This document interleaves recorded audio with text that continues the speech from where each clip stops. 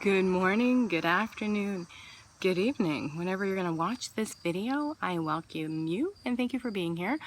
I am exhausted. I had a whirlwind tour last week. I was at Yoga International, taping a ton of content, doing some live Facebook classes for them. And then I headed off to the Floyd Yoga Jam, which was incredible. And I met a kindred spirit, a soul sister. So if you're watching, Jessie, I'm giving you a shout out. Hey, you should follow her on zen_mama on Instagram. She's pretty awesome. She runs a pageant called Miss Abilities, which I think is amazing. It's a pageant that is specialized for people living with disabilities so that they can be part of the pageant system too, and we can make them feel beautiful and part of our culture because they are.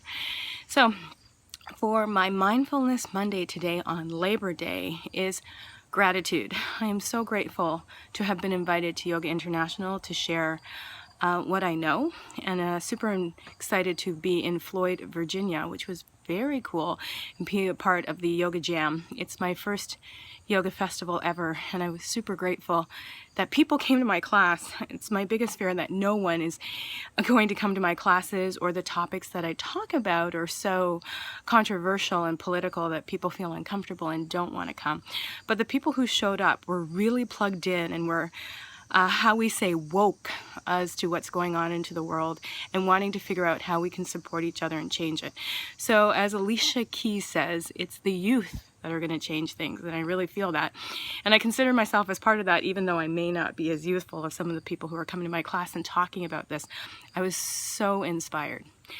So again, Mindfulness Monday is gratitude. I'm grateful that I get to do all these things. I'm grateful that I have a job that's so amazing, that I get to travel and share wonderful experiences for so many people.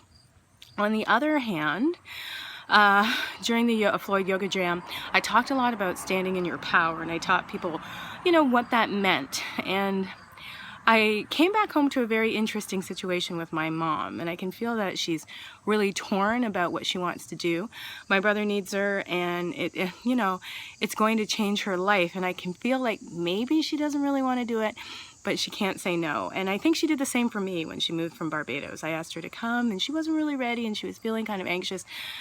But she came, and it turned out to be a really wonderful experience for all of us.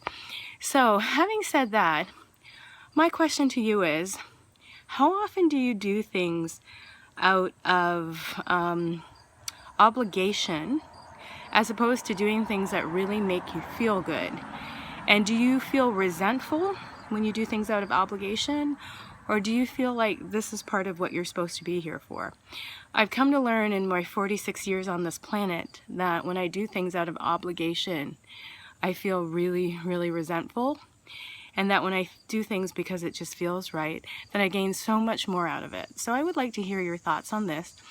Please feel free to leave comments in the comment box below.